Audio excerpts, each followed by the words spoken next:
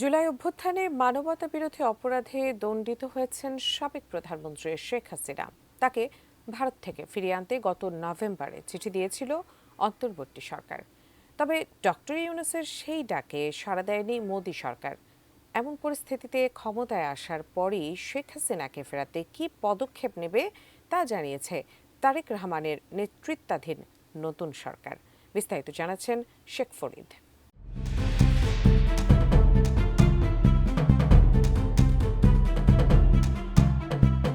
মৃত্যুদণ্ডপ্রাপ্ত শেখ হাসিনাকে ভারত থেকে ফেরাতে গত বছরের নভেম্বরে চিঠি দিয়েছিল অন্তর্বর্তী সরকার।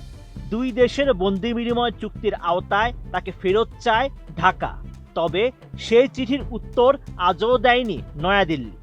এছাড়াও ২০২৪ সালেও শেখ হাসিনাকে ফেরত চেয়ে ২ দফা কূটনৈতিক বার্তা দিয়েছিল পররাষ্ট্র মন্ত্রণালয়।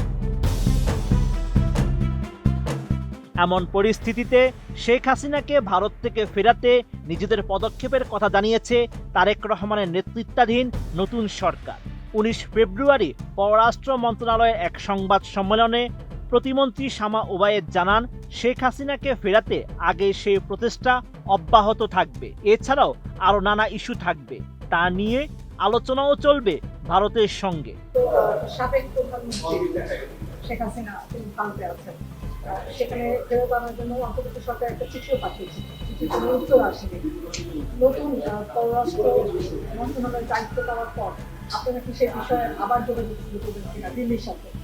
অবশ্যই সেটা নিশ্চয়ই পররাষ্ট্র মন্ত্রণালয় দেখবে। সেটা যে চলমান আছে প্রক্রিয়া তো চালিয়ে নিয়ে যেতে হবে। ফিনিশ আসলে একটা জিনিস, সস্তায় বস্তাপতা জিনিস, স্পার্টা চিনে ফিনিশ। বাংলাদেশ এখন থেকে শক্ত অবস্থানে থেকে সব দেশের সঙ্গে যোগাযোগ ও বন্ধুত্ব রক্ষা করবে উল্লেখ করে এই কূটনীতিক জানান, সব দেশের সঙ্গেই তো বাংলাদেশের ইস্যু আছে। এগুলো সমাধানের জন্য দ্বিপক্ষীয় বা ত্রিপক্ষীয়ভাবে এগুতে হবে।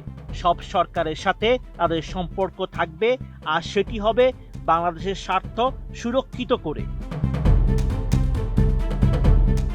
শামা ওবায়েদ আরও জানান, এছাড়াও অনেক দিন পর বাংলাদেশে একটি গণতান্ত্রিক সরকার এসেছে। একটি গণতান্ত্রিক সরকারের পররাষ্ট্র নীতি যেমন হওয়া উচিত, মেরুদণ্ড সোজা করে সব রাষ্ট্রের সাথে যোগাযোগ রেখে বন্ধুত্ব রাখা হবে।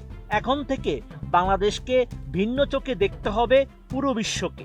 এছাড়াও বাংলাদেশিদের বিভিন্ন দেশের ভিসা জটিলতা সমাধানে পররাষ্ট্র মন্ত্রণালয় কাজ করছে বলেও জানান প্রতিমন্ত্রী। অনেকদিন ধরে ফরেন অ্যাফেয়ার্স কমিটি দেখে গেছেন, দেশের পররাষ্ট্র বিষয় সব বিষয় আপনার মাথায় আছে, আমরা জানি। আপনার প্রাইমারি, যদিও মন্ত্রী নেতৃত্বই করবেন, আপনার প্রাইমারি টার্গেট গুলো যে জায়গায় কাজ করতে হবে, আপনি অন্তত ভেবে রেখেছেন যে এই দায়িত্বগুলো আমাদের প্রথমে নজর দিতে হবে।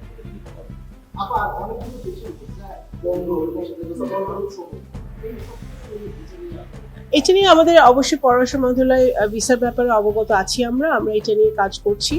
এটা কিভাবে আরো সামনে এই সমস্যাগুলো সমাধান করা যায় সেটা নিয়ে আমরা কাজ করছি। অনেকদিন পরে বাংলাদেশে একটি গণতান্ত্রিক সরকার এসেছে।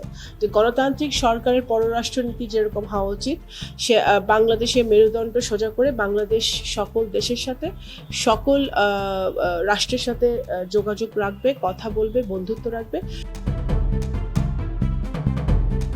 Sheikh Farid, ATN news.